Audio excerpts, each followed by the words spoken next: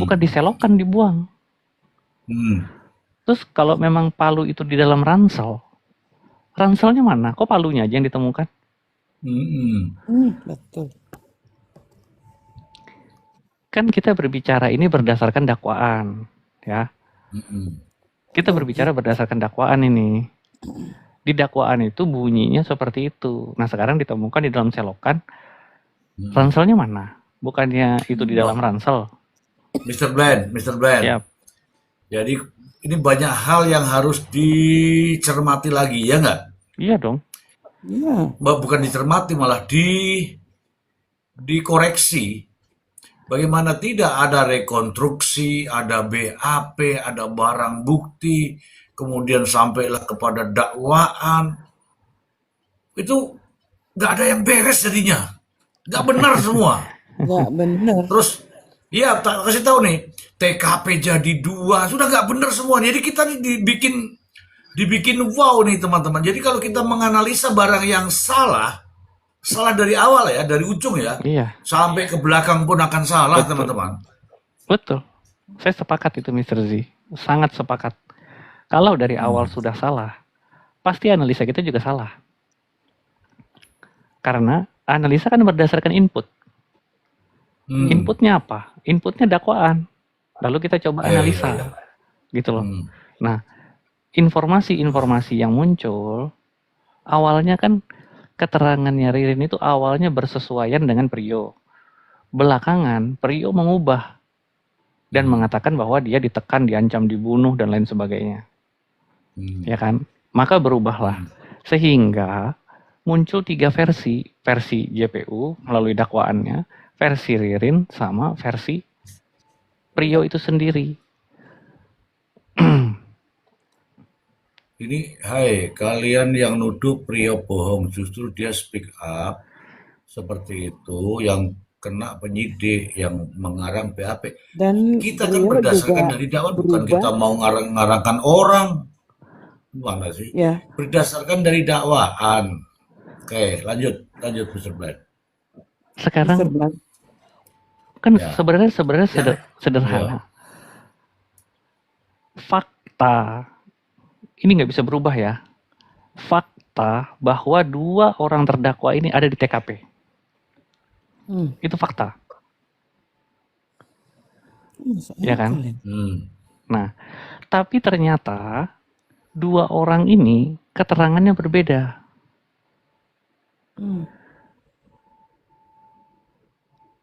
Nah, sekarang Priyo mengatakan melihat langsung.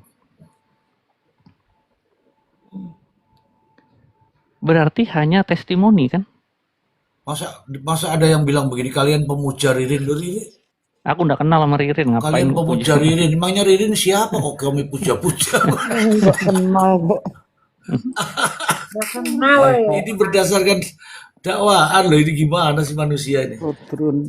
Jadi kadang juga heran ya. Room ini dari awal itu Ya, sudah ya. jelas. Room ini tuh Komalnya Mr. Z ini tidak pernah memihak pada siapapun. Iya. Betul. Kami hanya menguraikan, ya, mengkaji informasi supaya kita bisa melihat. Tapi kalau kalian subjektif dari awal, kita juga nggak bisa larang. Itu hak kalian. Iya. Tapi untuk memaksakan, nanti dulu. Naikin lagi tuh mental. Ya Bang kan? Zi. Apa? Ica ke pental.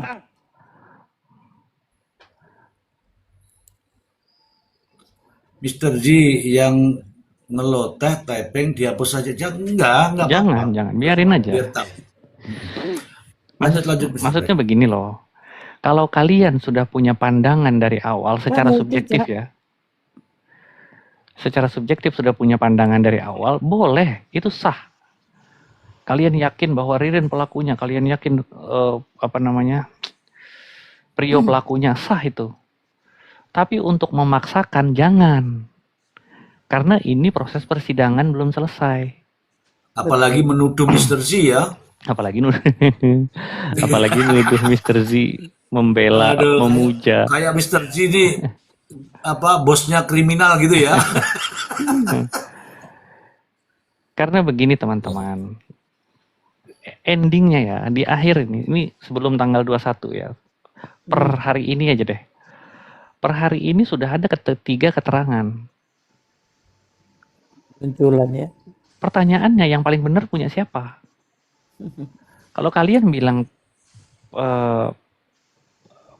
pernyataannya Prio yang benar, berarti punya JPU salah.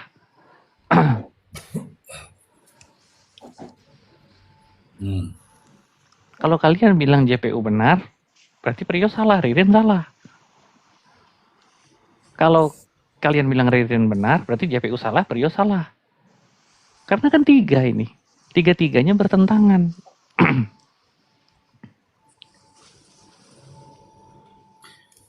Makanya saya bilang, anomali ini ya terjadi ketika ada yang mendekati Prio.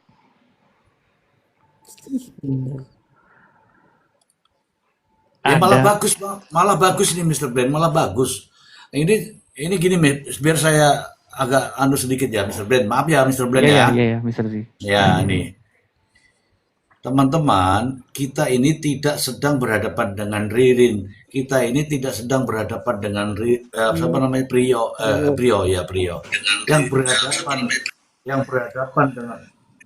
Yang berhadapan dengan kasus ini adalah Ririn dan Prio keji membunuh 5 orang. Dakwaannya jaksa 2 orang ini. Tapi kita tidak tahu nih. Jadi kita ini jaksa sama terdakwa. Terdakwanya ada 2. Bukan Ririn sama Prio terus kita bela mana. Bukan. Keliru nanti. Jadi dua-dua ini terdakwa nih. Dua-dua ini terdakwa. Nah sekarang jaksa mendakwa ini harus punya bukti. Dia membantah dakwaannya kala itu nih ya. Juga harus dibuktikan, itu aja yang kita bicarakan. Nggak pernah ke lain-lain bilang kita dukung Ririn, dukung Prio. Siapa lagi itu satu? Prio. Enggak. Jaksa mendakwa, dakwaannya ini pembunuhan berencana. Ngeri tuh. Pembunuhan berencana ini pelakunya 2. Nah sekarang anda ini teman-teman yang tapping ini seolah-olah beradu nih antara Ririn dengan Prio. Sementara jaksa diabaikan. Bukan, tidak ada itu beradu Ririn dengan Prio. Kemudian saya bela Ririn atau bela Prio. Nggak begitu ceritanya. Ngaco ini. Ngaco sudah kalau begitu. Kalau tuh kan bela Ririn, tuh kan bela Prio. Nggak begitu ceritanya. Oke ya. Oke, lanjutkan Mr. Bland. Ririn sama Prio itu nggak perlu dibela karena sudah punya PH masing-masing. Ya. Kita ngomong di sini, ngapain kita bela? Nggak ada pengaruhnya di persidangan.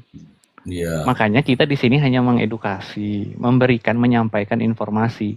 Kita telaah sama-sama.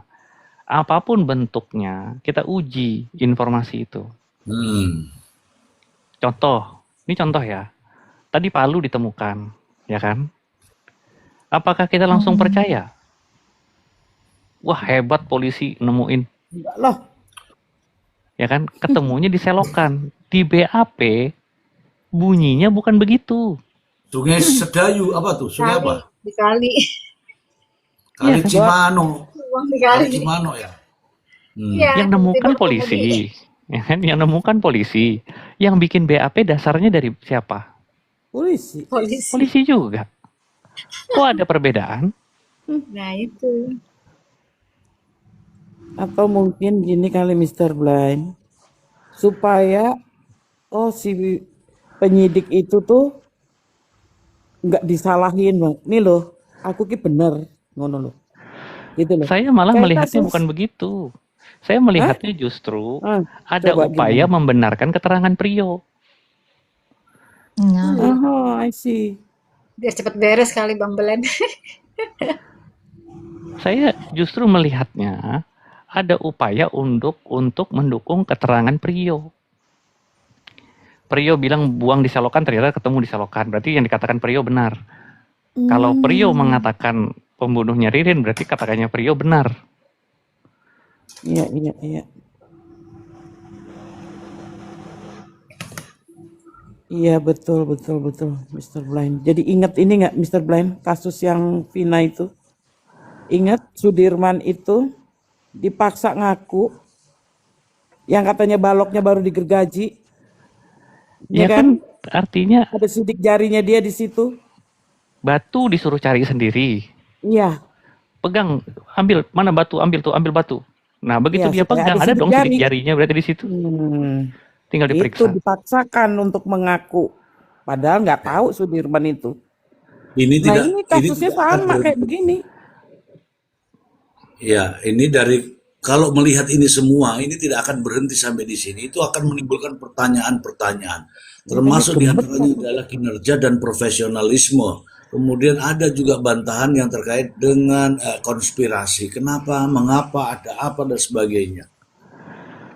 Itu. Oke, Konspirasi lanjut. udah jelas sih, Mr. J. Ya, Konspirasi udah jelas. aku nggak bilang begitu. Aku nggak mau kalau dibilang jelas. Ya, Ya, bukan, nanti ada episode berikutnya gitu, judulnya ada jilid kedua. Iya, ada. Untung aja mereka masih hidup, dah itu aja. Kalau masih hidup tuh masih bisa nunjukin, ya kan?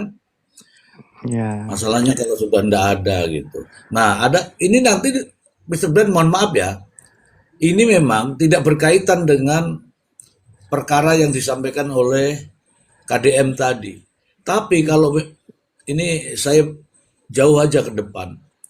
Kalau ini benar, ini saya bilang ya, kalau ini benar,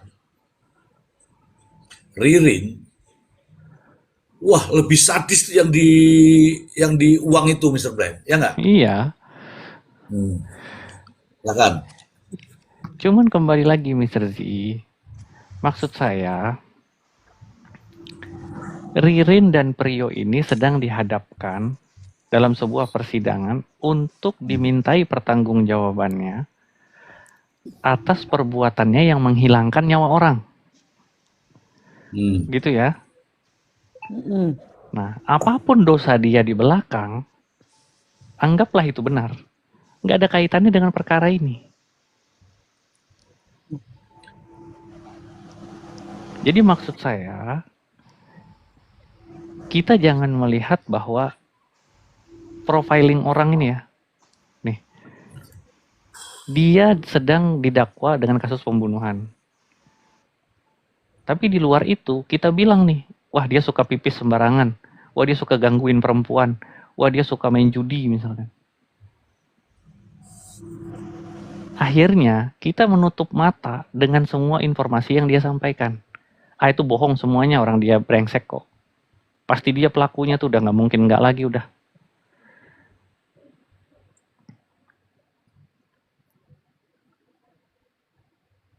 Di dakwaan itu jelas ditulis, dua orang ini bergantian mukulnya.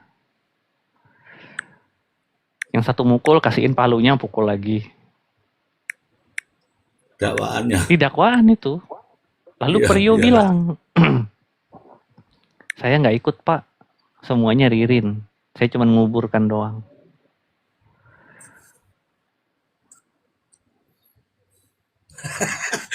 Lalu dakwaan ini dibikin atas pengakuan siapa? Aku bayangin nih jaksa lah piye gitu, tulis dakwaan ini. Terus di dakwaan disebutkan TKP-nya di rumah Haji Saroni, di rumah Budi. Priyo bilang Budi dieksekusi di kios. Iya kan? Berarti kan ada 2 TKP. Itu. Tapi justru di situ menimbulkan pertanyaan.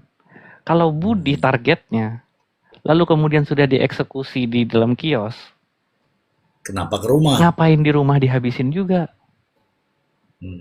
Emang yang di rumah tahu? Kan nggak tahu. Emang tuh mayat bisa jalan? Iya. Eksekusi, korban meninggal udah tinggalin. Kabur kita, selesai urusan nih. Ya udah, ya kita kabur. Udah. Tapi kenapa harus ke rumah? Ntar dulu, saya ambil kertas dulu ini yang urusan. Ini berdasarkan keterangan Prio, teman-teman ya. Ini berdasarkan keterangannya Prio.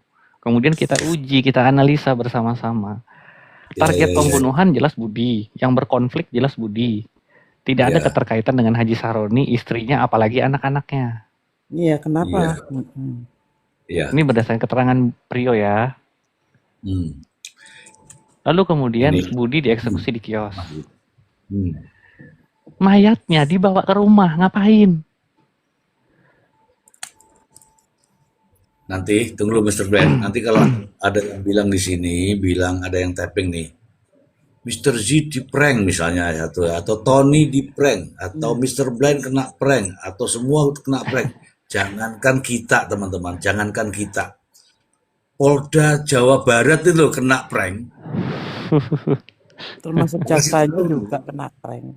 Semua ini, jadi kalau memang mau mengatakan begitu, jangan. Kalau Mr. Z mah begini. Itu kita itu dan membaca dari berita di Polda itu yang komentar itu yang apa namanya itu press release kan. Oke, press release itu dari Polda itu Kabid Humas, Direskrim Kapolres, keren-keren itu, Kasat Reskrim, dia mengatakan kita telah melakukan ini, kemudian ini motifnya adalah gara-gara apa namanya itu rental, dendam, sakit hati, dendam, sakit hati, sewa mobil tidak dibayarkan. Itu sudah prank satu tuh, prank satu. Dan itu sekarang tahu nggak? Ada di Kompas TV, ada TV One, ada di Indosiar itu yang kasus-kasus itu ada semua. Satu ya, sampai di sana nih Polda aja kena prank. Kemudian sampai di Polres lagi muncul nih BAP sampai rekonstruksi. Rekonstruksi itu produk penyidikan. Kenapa direkonstruksi? Supaya mengulang kembali peristiwa yang terjadi, itu namanya rekonstruksi. Nah, bagaimana rekonstruksinya kok bisa gitu loh? Berdasarkan rekonstruksi ini kok bisa? Kemudian sampailah P21 gara-gara apa resume tadi. Lu kok bisa gitu kan? Muncul lagi sampai ke dakwaan. Lu kok bisa? Ini semua kena prank teman-teman ya. Semua kena prank. Ini aku nggak tahu ini ya. Ini palunya bener apa enggak saya nggak tahu, karena jangan sampai nanti dibilang lagi nih, iya bukan palu itu baru dibeli. Repot tenang. Sekarang begini, saya tanya nih teman-teman. Bisa itu terjadi Bang Zi. Nih, nih kasih tahu nih ya. Cangkul, coba. Kamu sebutkan cangkulnya ini, orang percaya itu. Padahal cangkul tuh bisa dibeli di toko bangunan, itu satu. Ember, katakanlah gitu. Ember tuh banyak di toko-toko. Tali, banyak di toko-toko. Kalian diperlihatkan ini ember, ini tali, ini. Semuanya ada. Tapi masalahnya bisa nggak merangkai dalam bentuk kronologis yang ada di dalam resume itu bisa menjadi P21. Wah, keren sekali nih. Keren sekali. Justru di kehadiran Tony, yang Tony di prank itu kata teman-teman, justru inilah akibat daripada viral. Ya nggak, Mr. Blind? Betul. Kalau nggak viral, mana? Ya, Mr. Blind, sebelum Pak Tony ini kan kita malah nggak ngerti itu. Nggak tahu. Ya, dulu ada berita. Ada peristiwa ini, malah aku juga nggak tahu. Dulu sempat ada berita, ya kan, pembunuhan satu keluarga. Tapi ketika tanggal 8 itu pelakunya sudah tertangkap, kita semua mempercayakan pada proses penegakan hukum. Oh, udah ditangkap, ya udahlah. Biar nanti prosesnya bagaimana, yang penting udah ketangkap, udah kan. Nah, ketika yang ditangkap ini ternyata bilang bukan saya katanya. Nah, baru viral tuh, ya kan? Baru rame. Kita baru ngikutin. Ya, ini teman-teman yang support Tony, gara-gara Tony ini sebenarnya. Tony kesana kemari walaupun dia kan bertanya sama orang yang ngomong kan, ya nggak? Iya. Betul. Nah, sekarang semua ini kita yang membahas kasus ini kan semuanya berawal berangkatnya dari sebuah pertanyaan.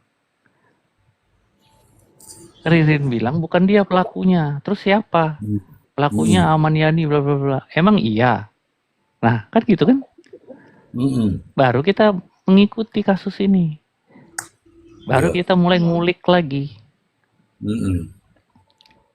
Nah, kita ini kan datangnya di tengah-tengah. Oke. Sepertiga terakhir. Iya. Sudah mau finish sebentar lagi. Ya kan? Nah, tapi justru pas kita hadir malah jadi simpang siur. Ada Ivan Gunawan. Naikin Ivan, naik Ivan. Mana Ivan Gunawan? Ivan Gunawan nih barusan. Beneran? Naik Ivan. Aduh, Ivan naik Gun. Aduh, Gun. Lu jangan centang biru. Cuman ini doang. Kenapa Ivan kok tumben sih? Scroll doang dia, scroll doang. Lewat aja kali, Bun. Orang lewat kamu panggil ya nggak dengar, gimana sih? Orang naik motor dipanggil teriak-teriak nggak dengar. Jadi bukan kita mendukung Ririn, bukan kita mendukung Prio, ya, bukan juga kita mendukung JPU. Kita mendukung korban. Korban ini harus mendapatkan keadilan. Siapa pelakunya? Siapa pelakunya? Hukum seberat-beratnya. Gitu loh. Nah, kalau misalkan kita bilang 2 orang ini pelakunya, 2 orang ini membantah. Terus kita bilang yang berdua ini bohong. Nggak boleh. Kalau bukan kamu siapa? Disebutkan namanya. Nah justru itu diuji, pernyataan dia itu diuji lagi di persidangan. Makanya dari awal kita bilang, kalau berdua ini, ya, saya nih terutama ya, kalau berdua ini pelakunya, hukum mati. Karena korbannya 5, 2 diantaranya anak-anak. Baji ya, keji lagi. Ya, caranya pun keji. Kalau 2 ini benar pelakunya, terbukti secara sadar meyakinkan, hukum mati. Setuju. Iya, kita juga setuju. Benar kalau memang betul ya. Nih Hadihom nih Hadihom. Coba Hadihom kan nih tapping di sini nih. Tadi habis nonton YouTube-nya KDM, menurut keyakinan saya jelas sekali arahnya ini. Coba naik di sini Hadihom, coba naik. Tappingnya kan bagus nih. Hadihom. Mau nggak Hadihom?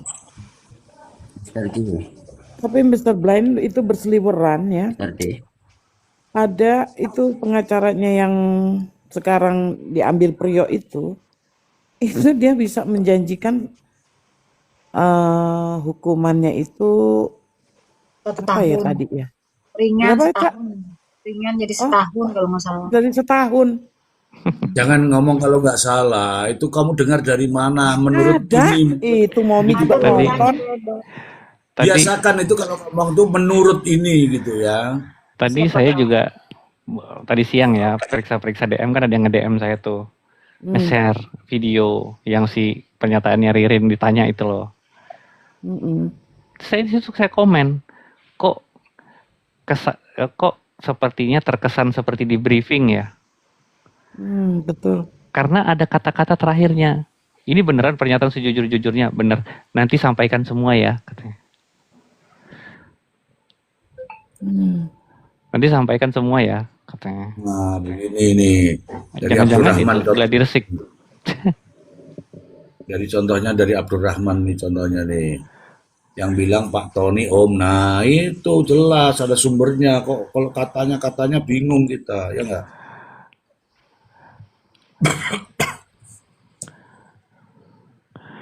Jadi kayak semacam apa ya, yang saya lihat ya,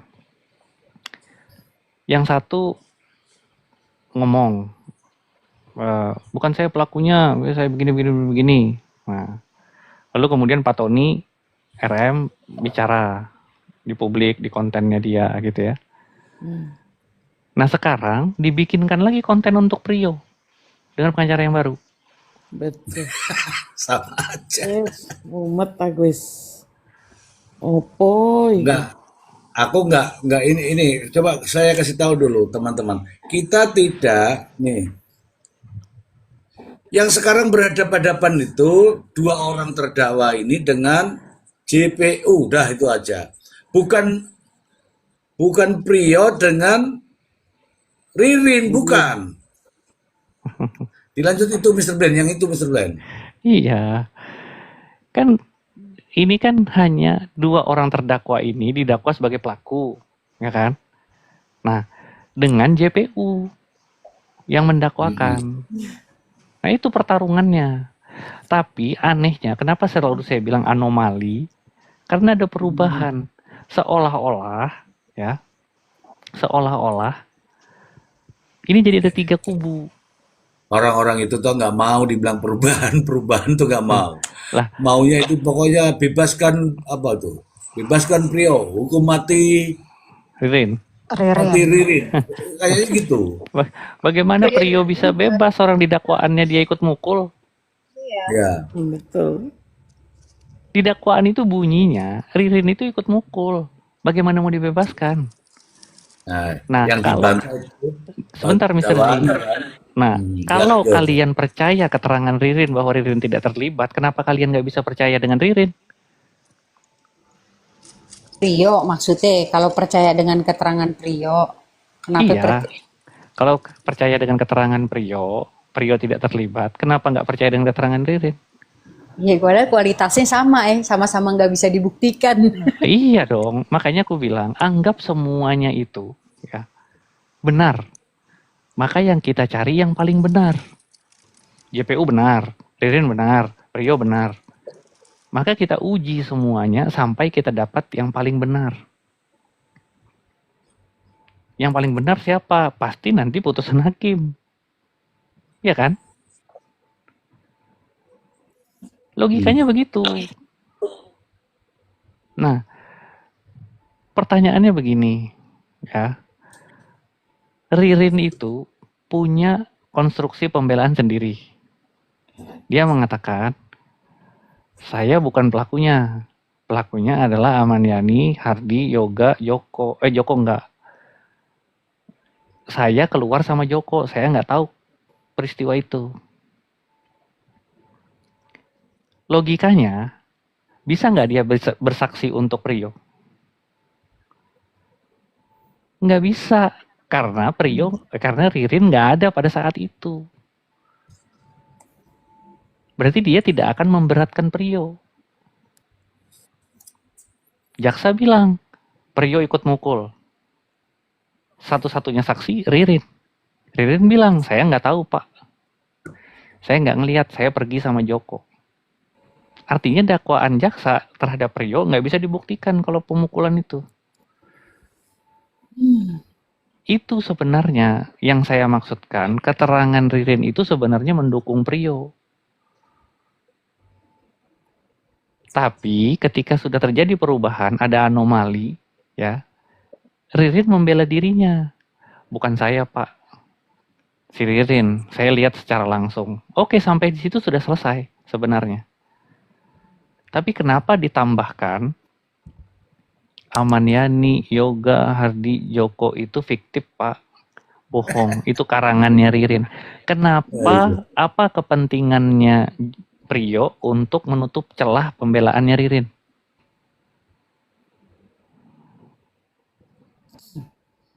Kan saya ngajak teman-teman untuk berpikir ini. Kalau dia membela dirinya atau dia ingin menuduh Ririn, cukup katakan, Ririn Pak, otaknya, Ririn Pak, pelakunya. Semua dia yang eksekusi. Saya cuma nguburkan doang.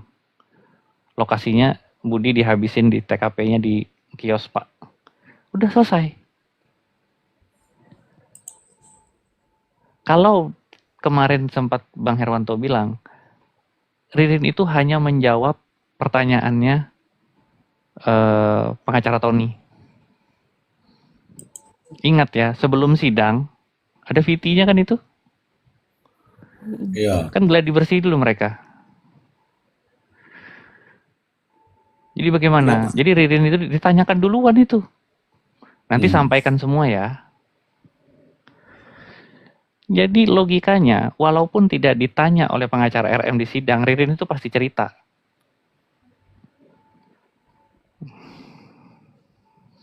Lihat, tonton dong VT TikToknya.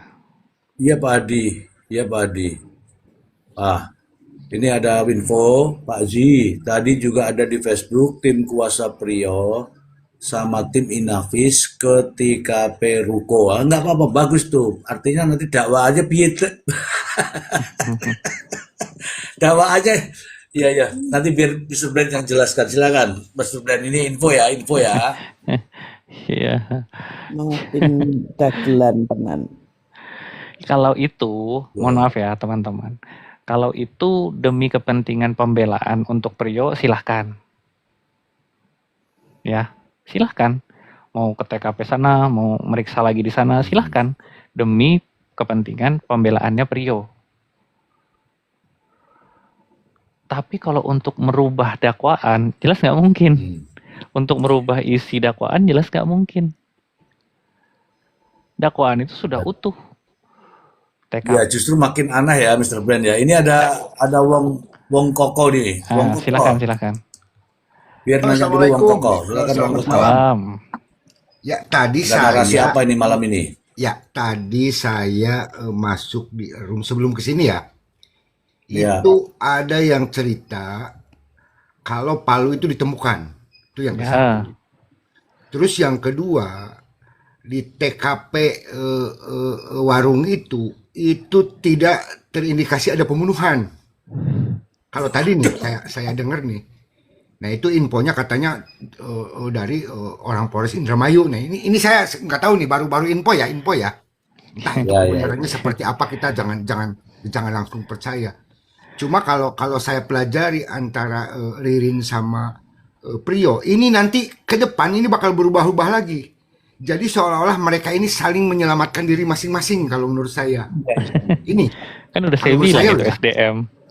Iya.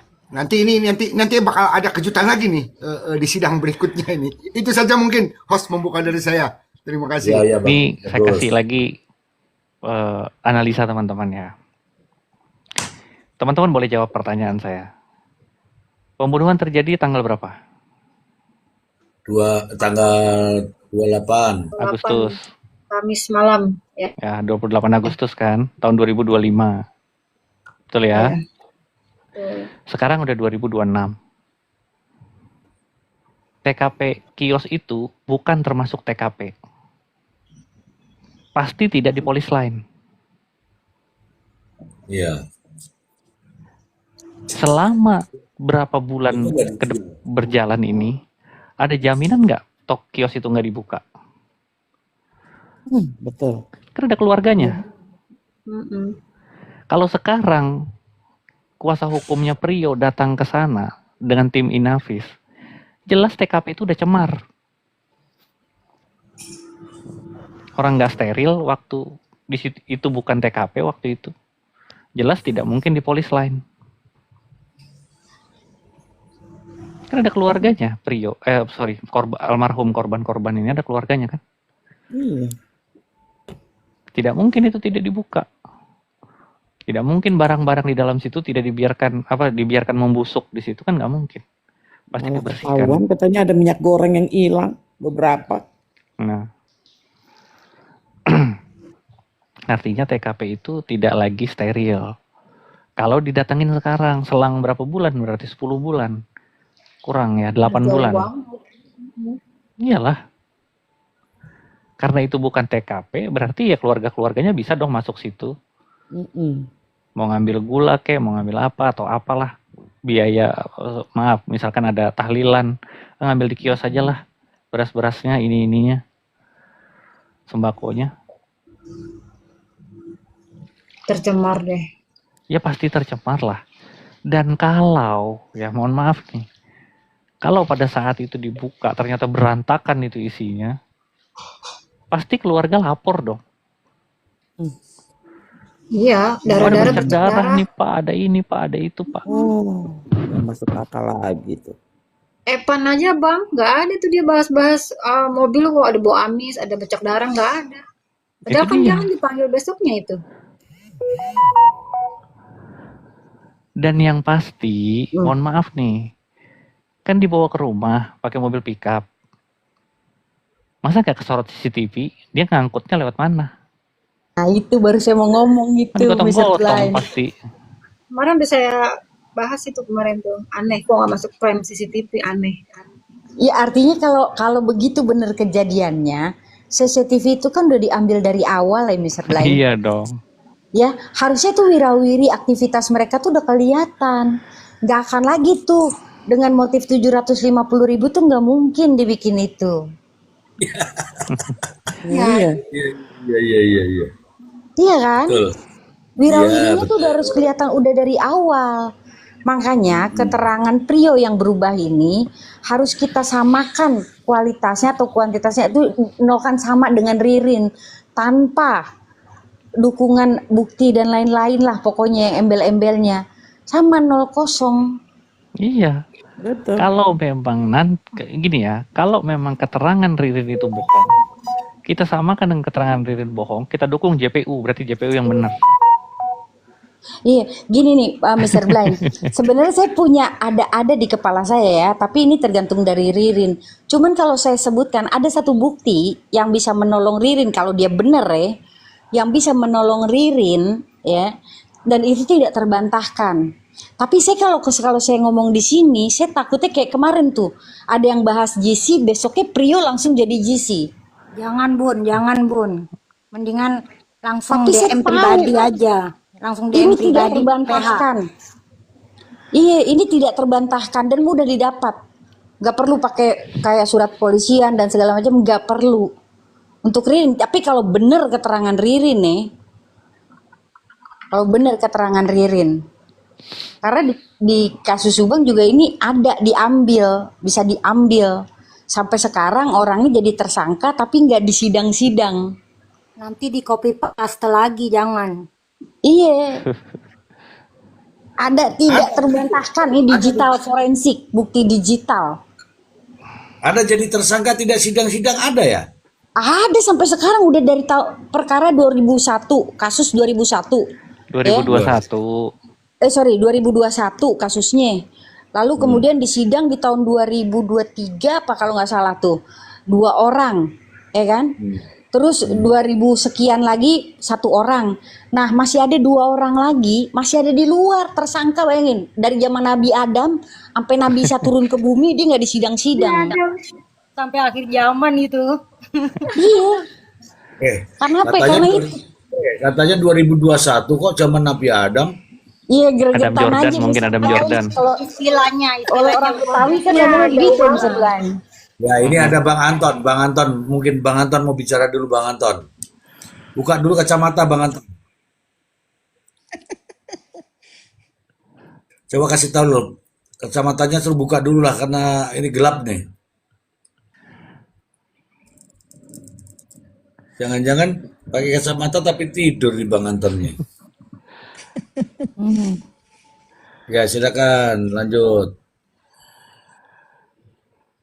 Kita cuman begini loh teman-teman, informasi itu kita ambil, kita terima, kita telaah, kita uji sama-sama. Kira-kira ada persesuaiannya nggak?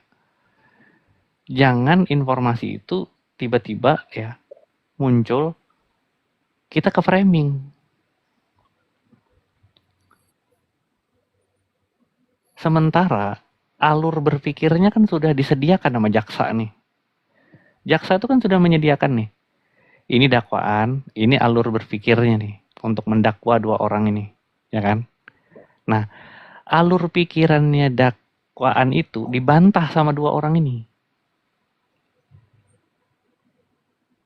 Ya kan? Nah, kalau kita objektif, ya, sekali lagi saya garis bawahin ya, kalau kita objektif, kita dengarkan bantahannya. Apa bantahanmu, Ririn? Oh bukan saya yang begini. Oke, kita lihat persesuaiannya. bukan ditimbang masuk akal atau enggak ya. Wah ini lebih logis, ini lebih masuk akal, bukan. Persesuaiannya.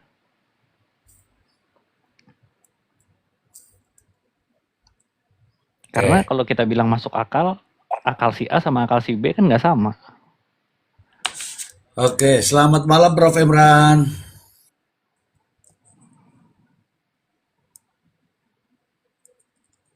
Malam Sisi. Malam semuanya. Bang Koko apa kabar? Mr. Line. Malam Prof. Malam, Prof. Lainnya Majalita, Kaica, Triple 7, Momir. Kalian lanjut Mr. Jim, lanjut aja. Oke, Prof. Oke, Prof. Saya narasikan dulu, Prof. Jadi ini ada kabar berita yang sedang ramai di media sosial. Setelah kemarin itu kaitannya dengan satu perubahan kesaksian daripada Prio terhadap terdakwa Ririn, kemudian ada pencabutan kuasa hukum, kemudian penunjukan kuasa hukum, ya kan? Oke. Ini muncul lagi nih hari ini. Yang pertama adalah benar bahwa polisi-polisi di Indramayu itu mendatangi TKP yang disampaikan oleh Prio. Disampaikan oleh Prio. Oke. Oleh Prio. Dengan tenggang waktu yang sudah sekian lama. Oke, sekian lama. Satu. Yang kedua, ada informasi yang ramai juga di media sosial. Palu yang selama ini kita selalu bertanya-tanya mana palunya, mana pelunya sebagai barang bukti. Konon katanya ditemukan dan ramai juga di media sosial, Prof. Wah. Dan palunya ini ada di kepala saya nih, Prof. Ini sengaja saya bentur-benturkan nih. Itu. Palu ini sudah ditemukan. TKP sudah didatangi. Masalahnya sekarang, Prof. Dakwaan dari jaksa itu nggak sama dengan yang sekarang ini. Ketika dakwaan jaksa nggak sama, terus bagaimana, Prof, proses persidangan ke depan ini, Prof? Apakah ada dinamika lain juga, Prof? Silakan, Prof. Mohon izin, Prof. Mohon izin. Iya. Jadi ya Mr. G. Jadi begini, kalau seandainya kita merujuk pada pasal 232 ya, pasal 232 KUHP baru ini 2025. Jadi sebenarnya hakim itu ketika dia mempertimbangkan putusan itu basisnya adalah dakwaan. Basis pertimbangannya itu adalah dakwaan. Karena apa? Yang perlu dibuktikan itu adalah dakwaan. Itu pertama. Yang kedua memang balik lagi kalau kita merefer kepada pasal 75 ayat 3 ya, ayat 2 A, B dan C. Ayat 2 A, B lalu kemudian ke ayat 3 itu kan sebenarnya dakwaan itu harus benar-benar cermat lah ya, cermat. Ya, kecermatan itu juga meliputi kaitannya dengan seluruh instrumentum delikti yang berkaitan dengan case itu sendiri, dakwaan itu sendiri. Instrumentum deliktinya ini diantaranya apa? Alat-alat bukti dan barang-barang bukti itu. Makanya ketika dakwaan itu dikonstruksi, dia harus inline dengan BAP kan. Pada proses BAP sebelumnya kan ketika ada pelimpahan tersebut sebelum sampai pada P21 kan ada jasa penelitian. Itu dia akan melakukan observasi terhadap semua berkas-berkas yang diterima. Kalau dirasa memang ini sudah sempurna, barulah kemudian dikonstruksi ke dalam bentuk dakwaan. Kalau misalkan ada hal yang kurang nih, katakanlah alat bukti. Dakwaan ini kan memang indikatornya untuk pembuktian kan berarti harus didasarkan pada alat bukti. Kalau ada alat bukti yang kurang, berarti kan harus dikembalikan lagi kan? Iya. Dikembalikan lagi. Tapi rupa-rupanya ketika sudah sampai pada dakwaan, berarti kan artinya sudah P21 ya. Artinya sudah P21, pemberkasan sudah selesai, maka kemudian diperiksa di pengadilan. Jadi apapun yang ditemukan hari ini sebenarnya sudah nggak ada lagi relevansinya dengan dakwaan itu sendiri, Mr. G. Yap. Karena kan harus artinya ketika ada alat bukti yang baru ditemukan per hari ini nih, berarti kan harus dilakukan lagi tuh BAP kan? Iya dong. Dan itu nggak mungkin, kalau berkasnya menyusul kan nggak mungkin. Nggak mungkin, karena memang seluruh alat bukti itu sudah di-state dalam dakwaan ini, sudah dinyatakan dalam dakwaan ini. Makanya kalau misalkan, nah inilah konsekuensi dari pasal 75 itu, ketika dakwaan memang tidak cermat, berarti konsekuensinya kan dakwaan null and void, batal demi hukum. Itu sebenarnya, makanya memang butuh kecermatan dan akurasi dari teman-teman ketika teman-teman penyidik maupun kejaksaan ketika menangani sebuah perkara. Sebenarnya itu. Yang kedua tuh begini, sebenarnya case-case seperti ini tuh harusnya nggak perlu terjadi kalau misalkan ada menjadi diskusi publik begini ya. Karena yang menjadi koreksi publik itu adalah dakwaan itu sendiri pada akhirnya kan. Kita ini kan mengenal yang namanya Integrated Criminal Justice System. Jadi ada pemeriksaan berjenjang dia, Mr. J. Iya. Pertama, pada tahap penyelidikan dulu. Penyelidikan itu kemudian segala sesuatunya diperiksa. Kalau ditemukan ada indikasi tindak pidana, berarti kan di-up tuh ke penyidikan. Hasil dari penyidikan itu kemudian pun diperiksa tuh oleh ketika ada pemberkasan, berarti kemudian diperiksa lagi di tahap jaksa peneliti. Hasil yang sudah sampai pada P21 itu kemudian diperiksa lagi di pengadilan. Diperiksa lagi di pengadilan. Katakanlah besok ini kemudian diputus, apapun putusannya, masih diperiksa lagi tuh. Ya, masih diperiksa lagi pada tahap apa? Pada tahap banding, dan begitu seterusnya. Bahkan putusan sudah inkrah sekalipun, sudah berkekuatan hukum tetap sekalipun, masih ada kesempatan untuk kemudian putusan itu di-challenge dalam bentuk PK. Iya. Memang pidana ini memang dia karena dia pembuktiannya itu merupakan pembuktian material, itulah merupakan konsekuensi ketika memang pembuatan dakwaan itu benar-benar harus cermat. Itu sih yang memang dia berbeda dengan perdata. Kalau perdata kan berarti kan antara para pihak tuh, publik dengan publik ya, publik dengan publik. Artinya para pihaknya itu publik. Memang nggak ada institusinya di situ. Kalaupun ada institusi berarti sebenarnya dia nggak punya kewajiban untuk kemudian mewakili sebagai jaksa negara, kan nggak begitu kan? Itu makanya memang di sana dibutuhkan adanya profesionalisme. Iya. Jadi ketika ada dakwaan yang dikoreksi, ya itu sebenarnya menjadi catatan penting. Itu sebenarnya sih dari saya, Mr. G. Cuman saya tadi itu saya sebenarnya mau ikutin itu, Mr. G. Yang KDM ya, Mr. G. Iya. KDM. Cuman tadi saya nggak itu sih, saya nggak sempat ikutin sih. Itu Ya, apa informasinya, Mr. G? Kita semua sudah tonton tadi. Oke, Prof. Saya mau nanya ini, Prof. Ini sebenarnya yang ribut-ribut di pengadilan sana itu Ririn melawan Priyo atau dua-duanya melawan JPU, Prof, harusnya, Prof. Ya harusnya kan begini, harusnya itu kan hanya ada dua front lah ya. Iya. Hanya ada dua versi, satu versi dakwaan, yang kedua versi alibi. Mestinya kan begitu kan, normalnya. Tapi kan kalau kita lihat per hari ini kan kesannya tuh ada 3 front tuh. Iya. Tiga front ini dakwaan tersendiri, versi dakwaan, versi si Ririn, dan sekarang versinya lagi si Priyo. Saya itu sebenarnya kemarin berpikirnya itu begini, ini akan menjadi mudah kalau misalkan Priyo itu diperhadapkan hanya pada 2 hal. Gendangnya cuma 2, Mr. G. Dia mengakui dakwaan, berarti dia menolak seluruh alibi dari si Ririn. Ataukah dia mengakui apa yang dia dikatakan si Ririn, berarti dia menolak dakwaan. Berarti itu jelas gitulah, Mr. G. Nah, ini menjadi nggak jelas karena apa? Dia menolak pernyataan si Ririn, tapi juga dia menolak sebagian dari dakwaan itu. Ya. Berarti kan dia bikin ini front sendiri nih, Mr. G.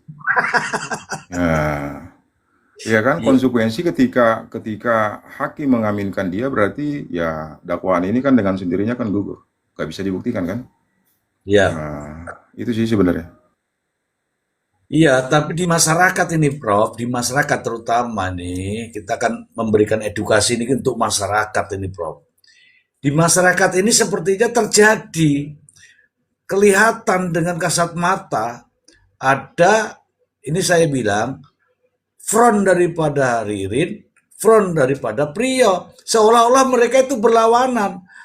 Terus juga melawan, dua-duanya melawan jaksa. Nah, ini yang terjadi sehingga ini ada juga yang tapping di sini. Ya itulah yang mengatakan bahwa kita pendukung Ririn, dia pendukung Priyo, berarti kan Priyo dengan Ririn jadinya. Jadi Gitu, begini, Prof. Prof. Ini Emran. fenomena, Bro. Silakan, Bro. Jadi seolah-olah Prof. Emran ini jadi sidang perdata Ya, antara Priyo sama Ririn. One prestasi kayaknya mereka berdua. Iya, dan memang begitu. Kalau itu sih sebenarnya nggak bisa kita salahkan karena memang yang tersaji di pengadilannya seperti itu.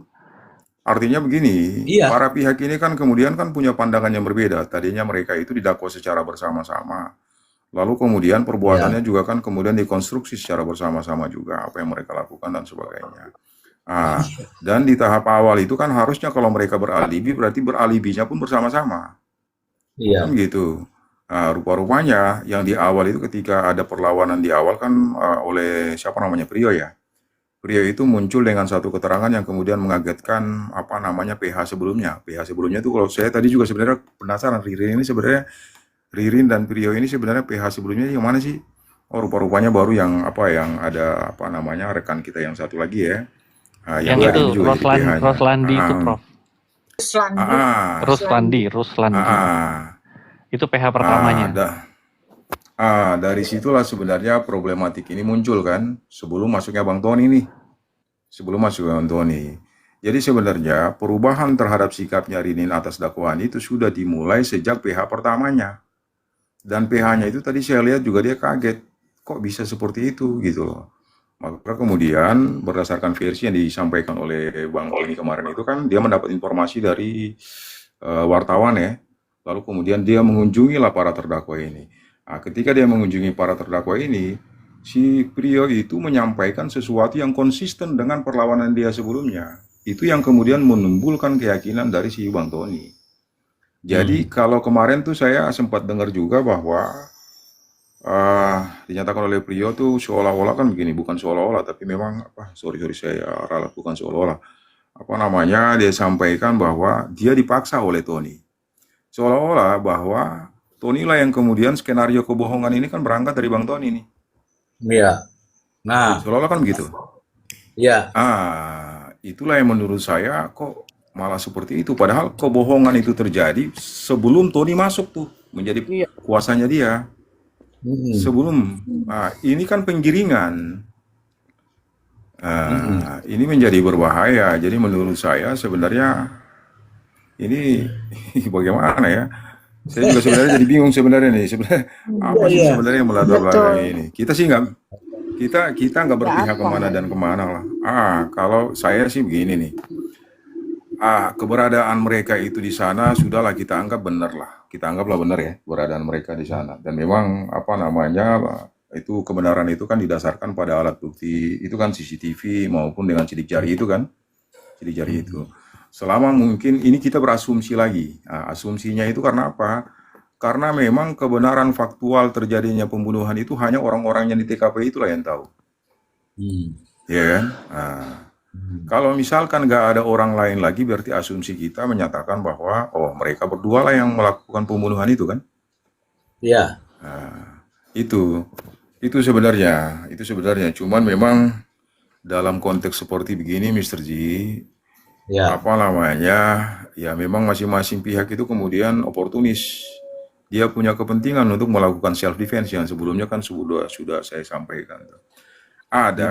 Kalau perkaranya di splitting itu kadang-kadang menyulitkan juga Mr. G. Karena apa? Karena mereka bisa kemudian menyatakan apa yang sesungguhnya, tapi juga bisa sebaliknya. Masing-masing menyelamatkan diri. Iya.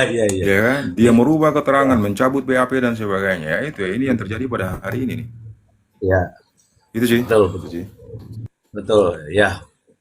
Oke, ini fakta ya teman-temanku semua, fakta ya. Ini saat ini nih fakta. Ini kita cerita fakta karena sudah masuk pada proses persidangan, bahkan sudah pembuktian nih. saat ini nih ya, pencabutan BAP itu. Kalau BAP dicabut itu artinya apa? Artinya keterangannya yang diterima oleh hakim. Ririn mencabut, Priyo mencabut, dakwaannya jalan terus nih. Nah, kemudian sekarang tadi saya sudah katakan bahwa ada ini konfrontasi berdua ini antara Ririn dan Priyo, sehingga tergiringlah di media, sehingga tergiringlah di publik, jadi seolah-olah lagi pendukung Priyo, pendukung Ririn. Nah sekarang muncul baru lagi dengan adanya keterangan Priyo dengan pengganti PH baru. Ini juga ada muncul baru, ada pendukung PH baru dengan pendukung PH lama. Karena ini masih berseteru di pengadilan. Apapun itu sekarang sudah dicabut, tapi kan dia masih berseteru di pengadilan. Karena masih pengacaranya Ririn. Dia akan berhadapan-hadapan dengan Priyo. Mau tidak mau pasti berhadapan. Bener. Dan kita ini digiring seolah-olah kita ini yang Komal di sini pendukung ini, pendukung Ono, padahal nggak ada. Justru kita soroti ini ada kejanggalan-kejanggalan yang sangat luar biasa. Teman-teman perlu tahu nih, kejanggalan ini muncul teman-teman, muncul. Sekarang ini saja TKP menjadi 2, ini kejanggalan di awal. Oke, ini saya sudah tulis di kejanggalan-kejanggalan ini. Pertama adalah ada konferensi pers. Bukan kita ya, bukan saya yang bikin ya. Konferensi pers. Teman-teman bisa lihat sendiri bagaimana beliau ini saya katakan menyampaikan konferensi pers, namanya aja konferensi pers, pengumuman untuk masyarakat. Bahasa kerennya publikasi. Itu sudah dipublikasi bahwa kasus ini telah terungkap dengan motif begini. Oke, clear. Di BAP dan segala macam itu. Ya di BAP itu bunyinya seperti apa? Kalau berlatar belakang pengakuan daripada Priyo, BAP itu sudah nggak ada ujungnya. Kemudian Prof, sebelum dilakukan pemberkasan itu dilakukan rekonstruksi, Prof. Rekonstruksi itu adalah mengulang kembali perbuatan yang pernah dilakukan. Mengulang kembali pidana yang pernah diperbuat. Lah terus rekonstruksi itu dijadikan gambaran, berarti rekonstruksinya juga kita nilai tidak ada nilainya justru. Kenapa? Karena perbuatan itu nggak pernah dilakukan, nggak seperti yang sekarang disampaikan sama Priyo. Yang berikutnya, Prof. Ini kan berkas perkara sudah dinyatakan P21. Artinya apa? Polisi mengiyakan keterangan tersangka, diserahkan ke jaksa. Jaksa juga bilang iya, oke. Makanya P21, Prof. Begitu P21, dakwaannya muncul sekarang ini yang kita sudah baca kemarin. Di dakwaan itu bunyinya seperti itu. Nah, muncul nih di pembuktian baru nih, barulah ada yang namanya TKP barulah ada yang namanya palu yang ditemukan di gorong-gorong. Di got. Ya, got itu kan kalau bahasa saya gorong-gorong. Ya, ditemukan di situ. Dah terus piye? Apakah itu disisipkan di pengadilan ini barang buktinya? Oh ini seket TKP barunya, kan nggak bisa begitu. Bubar semua ini dakwaan teman-teman, bubar. Nah, nih satu lagi nih, nanti Prof Imran nanti jelaskan. Ini dua-duanya didakwa oleh jaksa penuntut umum, teman-teman. Jaksa penuntut umum membuat dakwaan itu pembunuhan berencana. Dua-duanya ini pembunuhan berencana. Bagaimana bisa sekarang nih kamu yang bunuh, aku yang tidak. Nah terus piye ini, ya kan? Nah ini teman-teman, inilah kita belajar di sini teman-teman, agar Tujuannya adalah tidak terjadi lagi di tempat-tempat lain ini. Ngeri nih. Ya, pembunuhan berencana, yang satu bilang aku tidak membunuh, yang satu lagi aku nggak ada di TKP. Lah terus piye? Silakan Prof. Iya. Jadi begini, apa namanya, rekonstruksi itu kan sebenarnya tujuannya untuk artinya menyesuaikan antara reka ulang untuk menyesuaikan kaitannya dengan keterangan dari para tersangka ya. Jadi Iya. sebenarnya dia seperti verifikasi begitulah, verifikasi. Verifikasi. Nah, cuman kan kemudian hari ini kan rekonstruksi itu kemudian didekonstruksi sama mereka. Dekonstruksi ini saya sampaikan dekonstruksi karena tadinya TKP-nya satu, lalu kemudian dia berubah menjadi dua. Jadi dua. Nah, dan memang rekonstruksi itu memang didasarkan atas apa? Atas testimoninya para terdakwa ini. Ya kan? Berarti dia merubah seluruh keterangan. Yang kedua begini, Mr. G. Tadi di awal saya sampaikan bahwa sebenarnya pertimbangan hakim itu, musyawarah dan pertimbangan hakim itu sebenarnya didasarkan pada dakwaan. Jadi kendati pun itu ke BAP dicabut sekalipun, bukan berarti hakim itu secara otomatis lalu mengiyakan itu. Kita kan selama ini kan berpikir seperti itu kan? Ya, berarti para terdakwa siapapun terdakwanya ketika di pengadilan dia cabutlah apa yang sudah disampaikan di pengadilan, apa namanya sudah disampaikan di BAP, dakwaan semua rusak, semua dakwaan hancur. Iya. Ya, Berarti itu nggak kalau mungkin. TKP-nya pun fiktif dong kalau begitu, bener nggak? Iya. Ini saya mau Memang tanya, iya. Prof. Ya, Oh ya, iya bang, ini ada nggak pernah kasus sampai terdakwa berkali-kali berbeda-beda keterangan gitu, seperti halnya ini nih, karena ini kan terlalu viral ini, makanya para penegak hukum harus lebih berhati-hati. Jadi setiap persidangan ini dipelototin oleh masyarakat kan gitu. Ada tidak ini kejadian seperti ini sebelumnya gitu loh? Iya, kalau saya sebenarnya baru ngelihat ini, artinya sepanjang saya berpraktek saya baru ngelihat ini sebenarnya. Karena ini apa? Dia terjadi perubahan 2 kali itu dalam persidangan. Biasanya ketika dia berubah itu cuma sekali tuh. Sekali. Dan sekali itu biasanya dia konsisten. Ya, itu karena ada kepentingan tadi, kepentingan untuk apa namanya? Pembelaan diri kan? Kepentingan untuk pembelaan diri. Berarti dia harus membantah seluruh dakwaan itu. Dia berusaha sebisa mungkin. Jadi kalau dakwaan itu kan tuduhan, dia punya kepentingan untuk membantah tuduhan itu. Nah, dengan cara apa? Dengan cara dia beralibi. Ya kan? Tinggal bagaimana dia membuktikan alibinya. Ada nggak dia alat-alat bukti yang bisa memperkuat alibinya dia. Dan itu biasanya cuma sekali.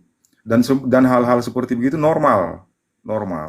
Ketika jaksa mendakwa seperti ini, dia katakan, enggak, saya tidak seperti itu, sebenarnya begini gitu loh. Ya. Itu dalam kepentingan untuk self defense. Tapi kalau ini kan 2 kali. Karena 2 kali inilah yang kemudian kan membagongkan ya. Artinya membuat kita menjadi confused, menjadi kebingungan nih, menjadi kabur. Iya. Pertama, dia memberikan keterangan pada saat perlawanan. Perlawanan pada tahap eksepsi lah ya, eksepsi kalau sekarang perlawanan. Lalu kemudian dia rubah lagi nih sekarang nih. Pada tahap yang di awal itulah yang kemudian membuat kasus ini kan menjadi meledak kan. Meledak. Bahkan kedua terdakwa ini kemudian sekaligus melakukan tuduhan terhadap teman-teman penyidik. Ini juga yang blunder. Makanya kasus ini menjadi hot. Bahwa yang di framing itu kan terjadi inhuman acts di sana. Artinya ada perbuatan yang kira-kira melawan hak asasi manusia kan. Itu yang kemudian menjadi viral. Si Ririn berteriak, lalu kemudian ya si itu juga sama halnya, siapa namanya? Si Prio kemudian membantah lah semua itu. Tapi memang yang menjadi keren tuh begini, memang memang baik Ririn maupun Prio. Saya katakan dua-duanya nih, Kok mereka punya kemampuan untuk apa namanya mendesain cerita yang sedetail itu gitu loh. Iya kan? Kalau kita ini kan kalau orang biasa itu kan ingatan manusia ini kan nggak selamanya dapat dia percaya karena dia berlaku surut. Sangat mungkin terjadi distorsi. Tapi ini orang rapi loh kedua-duanya loh. Rapi. Berarti kan emang butuh orang-orang Ya, mungkin Punya melebihi saya sama kepentingan. Bang Koko sedikit. Iya. Ya, mungkin gini, Prof, mungkin ya, karena kasus ini viral, jadi kedua orang ini lagi mencari simpati dari masyarakat kalau menurut saya. Itu mungkin salah satunya itu, Prof. Lanjut. Ya, Bisa menyelamatkan jadi. diri. Ya, begini, Iya. tadinya itu mereka berpikir bahwa bisa dengan skenario ini. Tapi kemudian ada salah satu pihak mungkin dia berpikir bahwa kayak skenario ini nggak cukup bagus nih. Jadi pada akhirnya tuh skenario-nya dirubah lagi gitu lah. Nah, skenario Itu dirubah awal. lagi. Pasti Kira-kira itu begitu. dakwaan awal, iya. Tapi Jadi itu apa ya? Bang, setelah dibesuk itu, dia berubah itu si Prio itu. Setelah dibesuk keluarganya sama salah satu katanya oknum polisi. Itu. Makanya dia Ah, berubah. iya sih Ya, maksudnya kita nggak ngerti juga kalau ya ada dia apa ya. mm, kalau dia berubahnya itu dia membenarkan dakwaan kan berarti selesai ya. Dia hanya Ya, menyatakan bahwa ya apa yang saya sampaikan kemarin saya ralat dan semua yang memang apa namanya di dalam dakwaan itu adalah yang benar. Berarti nggak ada lagi perdebatan tuh. Ya, ini dia menjadi ya. semakin hot karena memang ketika dia berubahnya setengah. Hmm.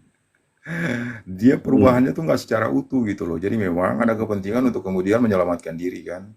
Itu Hmm. padahal dalam dakwaan itu kan sebenarnya mereka ini didakwa secara bersama-sama melakukan pembunuhan berencana. Artinya ketika sudah didakwa melakukan pembunuhan secara bersama-sama berarti memang itu Itu yang peran harus itu sudah dibuktikan. lagi nggak menjadi penting. Hmm. Katakanlah saya ini cuman hanya apa namanya mengawasi orang di luar, tapi eksekutornya itu teman saya.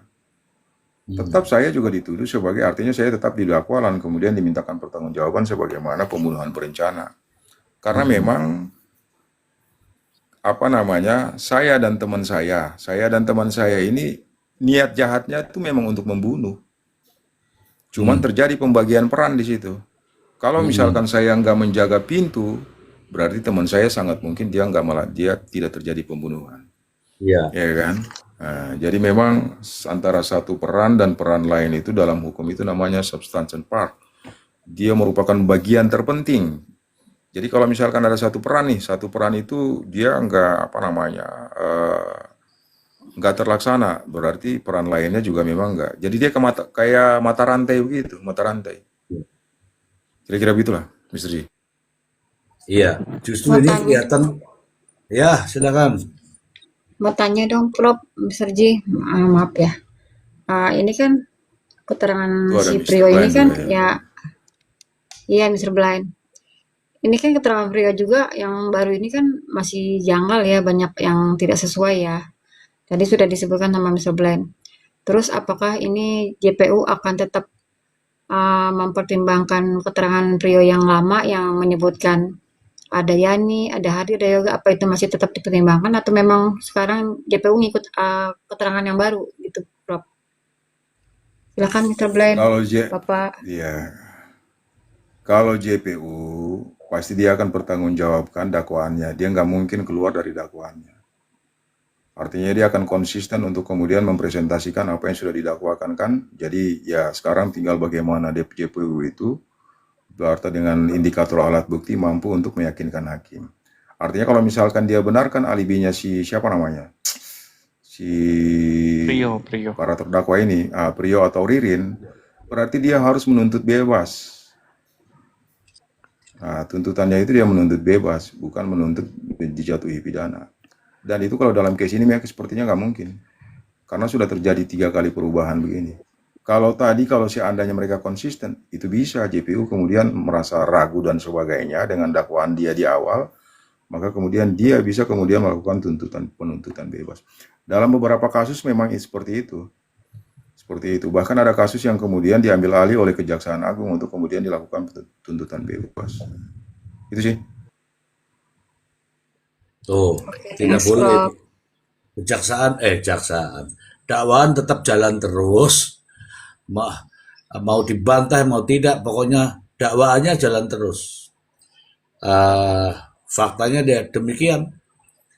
Ini namanya fakta karena diperoleh di persidangan. Tapi dakwaan yang itu jalan terus. Nah, menurut dakwaan itu, saya bilang nih, menurut dakwaan itu, ini berbeda dengan apa yang diucapkan oleh Priyo dalam kesaksiannya. Priyo mengatakan dalam kesaksiannya kemarin, saya tidak melakukan, saya hanya melihat, aku lihat semua dia melakukan ini itu. Tapi dakwaan jaksa itu ganti-gantian, 2 orang pegang palu. Habis ini satu, habis ini satu, habis ini satu, habis ini satu. Nah, dakwaan itu kalau dibantah ya berarti dakwaannya nggak bisa dibuktikan. Begitu. Silakan Mr. Blind. Iya, kalau kita menyandarkan pada dakwaan ya, saya tuh selalu tertarik dengan apa yang dijelaskan Prof. Emran tuh. Sering sekali saya dengar dan saya sangat tertarik tuh. Tentang persangkaan pasal atau pendakwaan pasal 340 itu, 459 itu ya di KUHP baru tentang pembunuhan berencana. Nah, ketika mereka punya kesamaan niat ya untuk mengakhiri nyawa orang lain ya. Lalu kemudian yang satu ini bilang saya cuma nguburkan doang. Berarti hukuman saya nggak seperti yang membunuh dong. Kan gitu kan ya. Berarti hukuman saya ringan nih. Gitu. Atau diiming-iming lah. Hukuman kamu ringan, kamu kan nggak ikut membunuh. Kamu kan cuma nguburkan doang. Nah tapi seperti yang dijelaskan Prof. Emran tadi, ya, kalau seandainya di dalam perencanaan si Priyo ini nggak mau ikut menguburkan, kemungkinan perbuatan itu nggak akan terjadi. Makanya tadi Prof. Emran bilang, walaupun hanya menjaga di depan rumah, gitu ya, itu kan satu kesatuan terhadap peristiwa itu sendiri. Bisa jadi kalau misalkan, aku nggak mau disuruh mantau di luar, nanti tetangga lihat aku yang kena. Jadi kalau gitu nggak jadi kita membunuh. Nah, kan begitu. Tapi kalau sudah terjadi kesepakatan, nanti kamu yang kuburkan ya, biar aku yang eksekusi. Maka terlaksanalah perbuatan itu. Gitu. Nah makanya kalau berpikir bahwa nanti bisa lolos, ya atau mungkin dapat hukuman ringan perkara hanya sebatas menguburkan, saya lebih condong seperti yang dijelaskan Prof. Emran tadi. Kalau tidak ada kesepakatan, kemungkinan besar perbuatan itu tidak terjadi. Jadi meeting of mind itu sebenarnya sudah ada. Mereka sama-sama tahu dan sama-sama berkehendak untuk melakukan perbuatan mengakhiri hidup orang lain itu. Apapun nanti peran yang terjadi di lapangan, tapi semua berawal dari situ kan. Demikian, Mr. Z, Prof. Saya sebenarnya setuju. Jadi memang kalau meeting of mind mereka itu ditujukan untuk merampas nyawa orang lain. Jadi ketika mereka dalam konteks meeting of mind ini kan berarti adanya kesepahaman di antara kedua belah pihak untuk melakukan perbuatan melawan hukum ya. Perbuatan melawan hukum dalam konteks perkara ini adalah pembunuhan berencana. Berarti memang sejak awal mereka itu punya mensrea yang sama, punya pemahaman yang sama, punya kesepakatan yang sama untuk kemudian merampas nyawa orang lain. Dengan apa? Dengan direncanakan terlebih dahulu. Lalu kemudian kan ada ada namanya antefaktum, faktum dan postfaktum. Antefaktum itu pada proses mereka merencanakan pembunuhan itu. Nah, itu sudah terjadi pembagian peran di sana, Tujuan pembagian peran ini untuk apa? Untuk merampas nyawa, untuk kemudian mengkonkretkan niat jahat mereka ke dalam bentuk perbuatan nyata. Nah, perbuatannya nyata itu untuk merampas nyawa, makanya ada pembagian peran. Ya udah, contohnya kayak di dalam itu kan. Kalaupun pada akhirnya si pria itu menyatakan begini nih, seandainya kita anggap benar lah, dakwaan itu benar seandainya. Saya itu cuma melihat dan sebagainya. Nah, saya hanya menyerahkan palu dan sebagainya. Itu tetap nanti penjatuhan pidananya itu harusnya sama. Karena begini, pasal 459 itu kan sebenarnya ancamannya itu disusun secara gradasi itu. Dan memang dia dia sifatnya itu dia limitatif. Mati, ancaman pidana mati, pidana seumur hidup atau 20 tahun penjara. 20 tahun penjara. Jadi minimal ada minimal khususnya di sana. Minimalnya itu 20 tahun. Memang dalam praktek kadang-kadang memang ada penjatuhan pidana yang terkait dengan pembunuhan berencana ini di bawah 20 tahun. Nah, itu salah sebenarnya. Salah. Karena memang undang-undang sudah menyatakan dengan tegas bahwa minimal 20 tahun. Jadi kalau misalkan 15 tahun nggak boleh tuh harusnya. Ya, tapi namanya juga Konoha kan. Namanya juga Konoha. Ah, itu terkecuali kalau misalkan pembunuhan biasa, katakanlah nih apa namanya 458 lah, kalau dulu kan 338 ya. 338. Berarti ada batas maksimalnya 1 hari sampai 15 tahun. Jadi orang itu bisa dijatuhi pidana 1 hari. Maksimalnya itu adalah 15 tahun. Di atas 15 tahun nggak boleh. Nggak boleh, karena sudah dibatasi 15 tahun itu. Berarti dia limitatif. Dia dibatasi, ada limitasinya. Makanya balik ke apa yang tadi Mr. Blind sampaikan, nggak penting lah itu dia perannya sebagai apapun, nggak penting. Yang penting bahwa memang meeting of mind di antara mereka itu memang ditujukan pada merampas nyawanya orang lain. Itu sih.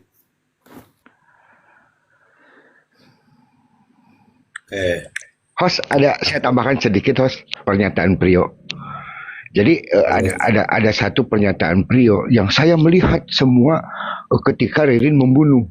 Tetapi ketika di ruko itu dia bilang dia di atas motor gitu loh.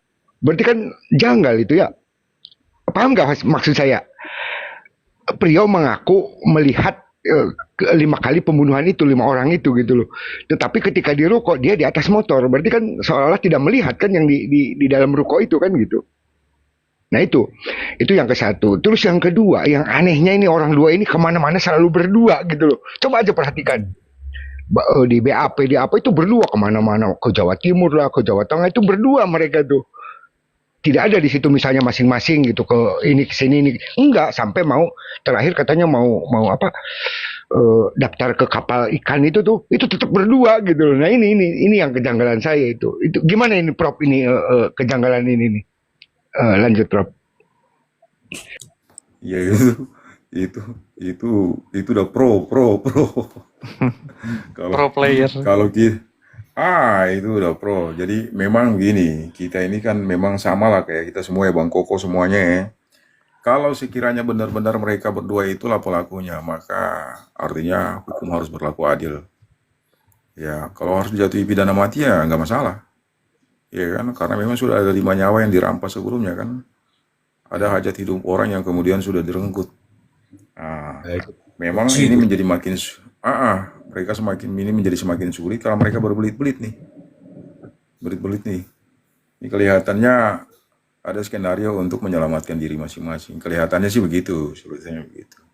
Kalaupun Ririn itu dia terlibat ataupun katakanlah ya si Prio juga terlibat, ya berarti mereka harus disangsikan. Cuman kita kan berharap biar perkara ini menjadi terang benderang.